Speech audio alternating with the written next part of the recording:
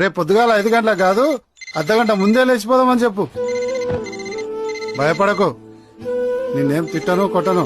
ఎందుకంటే ఒకరిని కొట్టడం వల్ల తిట్టడం వల్ల మారతారనుకోవడం ఉత్త భ్రమ అని నిన్ను చూసినాకనే అర్థమైంది. పోతారు. 4 రోజుల్లో తీసుకుపోయిన పైసలు ఒడిచిపోతాయి. చిన్న రూము, టైంకి అనుకున్న పని దొరకక వాడేదో కూలి పని చేసుకుంటాడు. ఇద్దరే కదా, అవి సరిపోతాయి. తర్వాత రేపు పొద్దున్న పిల్లగాడో పుడతాడు. అప్పుడు ఖర్చులు, కష్టాలు, కయ్యాలు, అప్పుడు చాలా అవుతుంది అసలైన కథ. అనవసరంగా నిన్ను నమ్మొచ్చానని నువ్వు, ఈ సంసారం భరించలేనని వాడు నిన్ను నడి రోడ్డు మీద ఇడ్సబెట్టిపోతాడు. అప్పుడు ఏడుకోతావు, మళ్ళీ ఏడికే కదా వచ్చేది. అటు ఇటుగా ప్రపంచంలో అన్ని కథలు ఇట్లనే ఉంటాయి. గా పక్కింటి చంద్రకళను చూసినావా?